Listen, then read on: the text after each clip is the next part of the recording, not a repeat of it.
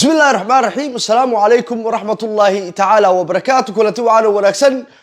ووردك دقاء كنالكي هرموس أو إيران البابدة اللابطي مدحوينها دالك روشكا بوتين أو هيغن جنيي دمان عيدن كا دالك روشكا كابياشا دقالها يدسميه بربري مقالوي كتلابيب يحيفا أو لغم مقاي دالك إمارات كالعق بلايين دولار qodobada iyo qodobo kale ayaan isku dul taagana waxa ka codsanaya barnaamijka dug soo gaaro in si share gaar sida salaad ku joogtaan oo soo tuko hadii kale nabi ku salli Allahumma salli ala sayyidina Muhammad waayay guud ahaan waxa albaabada loo laabay kanaalka Hormuz waxay wararku sheegayaan 6 markab oo kamid ah maraakiibta shidaalka caalamka oo ka noqday kanaalka Hormuz iyo shidaalkii caalamka oo boqolkiiba 25 kor u kacay Iran waxay hore u sheegtay in aanay marnaba ka tanaasuleynin madax banaanida dalkooda iyo weerarka gardarrada ah ee Mareykanka iyo Israa'iil ku soo qaadeen waxay Iran hore u sheegtay hadii gardarrada Israa'iil uu ku garab istaaga Mareykanku inuu ka shalaayi doono dagaalkan uu noqon doono dagaal caalamka oo dhan ku fida gaar ahaan bariga dhexe saameyn weyn ku yeesha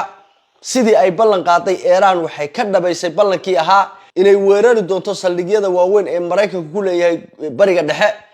inay xiri doonto kanaalka Hormuz balse hadda waxa ay ku dhaqaaqday sidii ay u xiri lahayd kanaalkii Hormuz sida la sheegayo maraakiib tirabeel ah ayaa ku xaniban kanaalka Hormuz iyagoo oo doonaya inay kanaalka dhex maraan deedna caalamka kale ay u gudbaan wadada oo xiran awgeed fooda lama gelin karo laguma dhaco albaabkaasi waa xidhmay horeyna Iran waxay u ballan qaaday inay albaabada u laabayso Hormuz waxa warku inta ku daraya safaaradda Mareykanka ee ku taala dalka Qatar oo warbixin soo saartay ayaa waxay sheegaysaa muwaadiniinta Mareykanka inaanay guryahooda ka soo bixin tan iyo amar dambe baa la yiri sidoo kale safaaradaha Kuwait Sacuudiga Imaaraadka ayaa guud ahaan iyaguna waraaqaha u qaybinaya muwaadiniinta Mareykanka waxa digniin laga soo saaraya safaaradaha ku yaala bariga dhexe madaxweynaha Mareykanka waa Donald Trump ayaa u hanjabay una goodiyay wadamada shidaalka sheegayna in aanay shidaalka sinti ku dari karin halka hadda boqolkiiba 25 uu kor u kacay shidaalkii caalamku madaxweynaha Ruushka oo heegan geliyay dhammaan ciidankiisa cirka waxa la sheegayaa wasiirka gaashaandhigga taliyaha ciidamada sirdoonka iyo madaxweynaha Putin oo la kulmay Abbas Araji kulankii kadib waxay wararku sheegayaan madaxweynaha dalka Ruushka waa Putin inuu hawl geliyay una khudbadeeyay guud ahaan ciidanka dalka Ruushka kuwaas oo ku wargeliyay in dagaalka Iran iyo Israa'iil u dhaxeeyay dawladaha shisheeye oo cadow ah ay faraha la soo galeen sida darteedna ay laga maarmaan tahay in Ruushku dagaalka uu qayb ka noqdo waxa Putin si cad u sheegay in uu garab taagan yahay dalka Iran siina doono difaaca cirka ee Ruushka hubka ciidanka wax kasto oo ay Iran uga baahan tahay inuu la garab taagan yahay maadaama ay abaal hore u gashay oo markii ay Ukraine iyo Ruushku ay waxa weeye fooda istareen Iran si cad isu garab taagtay dalka Ruushka Putin ayaa ka dhabaynaya ballanqaadkiisii dhammaan ciidankiisii heegan geliyay dalka Ruushka oo si cad ayaa loo oran karaa ugu soo biiray dagaalka maamulka Netanyahu ayaa fariin u diray dalka Iran sheegayna in ay dagaalka joojinayaan balse jawaabta Iran ayaa waxay noqotay wali lama joogo xilligii nabadda oo macnaheedu yahay dagaalka waa sii wadaynaa barbarkay ka baxdaa waa bakayla qaleen waxaad ka heshana annaga waxba han laga siin annagu dagaal ayaanu u taaganahay ayay dheen Iran waxaad ogeydeen Netanyahu oo soo istaagay meel fagaara ah mar uu shir jaraa'id qabanayay yirina dagaalkii wuu joogsaday annagu imkaanu lahayn waanu gaadhnay hubka ayaanu caalamka waxa weeye nuclearka ayaanu caalamka ka badbaadinaynay hadarna Iran waxba isuma qabno dagaalkiina waa joojinaynaa fariintaas dadban ee Netanyahu saxaafadeedka markii uu qabanayay uu ku hadaaqayay tii oo qoraal ah ilaa Soomaalidu waxay ku mahmaadaa war dawlo warqad buu ku yaalaa warkii Netanyahu shalay uu ku hadaaqayay kii oo qoraal ah oo tafatiran oo sasabaad ku jirto oo salaax ku jiro oo waxa weeye isdhibrid ku jirto oo isdhuldhigid ku jirto ayaa Iran loo diray balse Iran waxay kaga soo jawaabtay wasaaradda arrimaha dibadda ee dalka Iran oo waliba uu hogaaminayay ninka mayalka adag ee wasiirka arrimaha dibadda dalka Iran Abbas Arachi ayaa u sheegay xilligan maanta la jooga in aanay ahayn xilligii nabadda aan wali la gaarin tan iyo inta la kala cad goosanaya buu yiri si cad ayay Iran u sheegtay dagaalkan inaanay joojinayn Iran waxay inta ku dartay dagaalkani inuu soconayo muddo 2 sano haddaba xaaladda Israa'iil maamulka Netanyahu iyo shacabkii reer Israa'iil xaalkoodii xagee buu marayaa waxa dhamaan hoos u dhacay dhaqaalihii maamulka Netanyahu waxa qaxaya shacabkii Netanyahu oo u qaxay Masar Jordan qaar baa la sheegayaa inay Lubnaan galeen waxa kale oo iyana la joojiyay dhamaan diyaaradihii qaadi lahaa shacabkaas gabi ahaantooba sidoo kale madaxweyne ku-xigeenka Mareykanka ayaa isaguna ruwaayad qurux badan jiraya wuxuuna sheegay in Iran iyo Mareykanka wax colaad aanay ka dhaxayn kaliya ay doonayeen hubka nuclearka inay meesha ka saaraan balse waxa ceeb iyo fadeexad weyn noqotay caalamkuna si toos ah u ogaada sidii aan hore idinku sheegay Iran dal wax qarsada maaha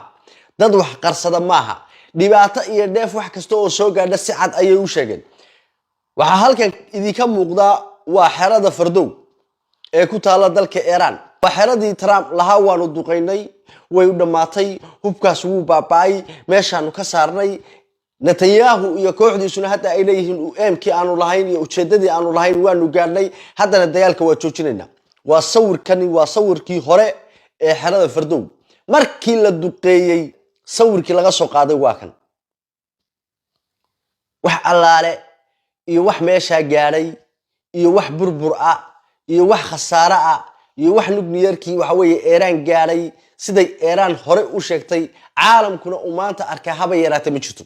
dadka siyaasadda falanqeeya khuburada ableysa ee rogrogta siyaasadda caalamka iyo dadyooga fashilmayna Trump waxay ku sheegeen inuu yahay nin fashilmay weerarkii ayaa fashilmay heelkii waxa weeye Israa'iil u soo hiilinayay ayaa fashilmay beelayin waa sida hadalka u dhigeen waxa fashilmay weerarkii Trump ku qaaday Iran wax allaale iyo wax gaaray xarumihii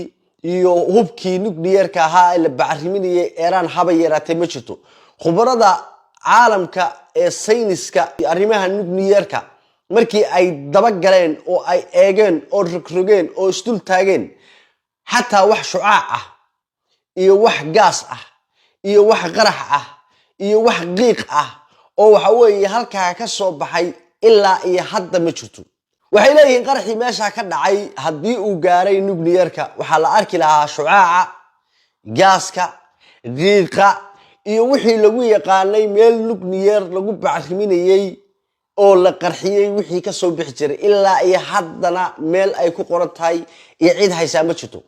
Iranna waxay sheegtay nuclearkii ay bacriminaysay haba yaraatee wax gaaray inaanay jirin waxa halka marka ku fashilmay baa la leeyahay oo waxa weeye araxda kaga jabay Trump oo weerar doqoniina ku qaaday Iran waxa halka ku fashilmay oo araxda kaga jabay hiilkii Mareykanka waxa warku inta ku sii daraya Imaaraadkii oo malaayiin dollar lagu xukumay maamulka Netanyahu ayaa Imaaraadka wuxuu u sheegay inay u baahan yihiin dhammaan khasaarihii gaaray dhismayaasha kaabayaashii dhaqaalaha iyo xarumihii dawladda iyo ganacsigii guud ahaan wixii soo gaaray in ay Imaaraadku magayaan waxa la sheegayaa Imaaraadku inuu bixiyay balaayiin dollar waxa warkaas ka soo baxay warbaahin Israa'iil waxaase arrinka isaguna beeniyay nin la yiraahdo Anwar Gashgash la taliyaha madaxweynaha dalka Imaaraadka oo isaga laftirkiisa looga shakisan yahay inuu yahay sirdoonka Mossad ayaa isaguna war dhaweed wuxuu sheegay warka ka soo baxay Israa'iil inuu yahay wax kama jiraan Imaaraadkuna lacag aanay siin Netanyahu khasaaraha iyo dhibaatada gaadhayna aanay Imaaraadku u magin wax allaaliya wax ka jiraan ma jiraan laakiin wararku waxay sheegayaan Anwar Gashgash oo la taliyaha madaxweynaha Imaaraadka in uu yahay ama amiirka Imaaraadka inuu yahay in u shaqeeyo Mossad bal idinku waxaad qiimeysaan oo eegtaan wax kasta oo soo gaaray Israa'iil iyo maamulka Netanyahu maanta waxa laga qaadayaa oo laga magayaa Imaaraadka waliba keydka waxa ku jira Sacuudiga Bahrain Kuwait ragaasa la daldalanaya lo badan oo naasuhu dareen ayaa caanaha si fiican looga lisaya halka Iran ay taagan tahay ninkii aniga iga dheeriyahay iga boodo xaaladu faray ka sii baxaysa kanaalka hormus wuu xiran yahay shidaalkii cirku isku shareeray Trump waa fashilmay imaaraadka waa la baaranayaa balaadeegay ruushkii wuxuu u diyaar garoobay inuu dagaalka galo si cad baan u garab taaganahay buu yiri xaalku faruhu ka sii baxaya ninba taagtii had talaabsada weeye waa barnaamijkeena iftiiminta walaalka Cabdi Boodhari leh tan iyo tadib kulmi doona waxa ka tagaya warsan iyo nabaadiino assalamu alaykum wa rahmatullahi ta'ala wa barakatuh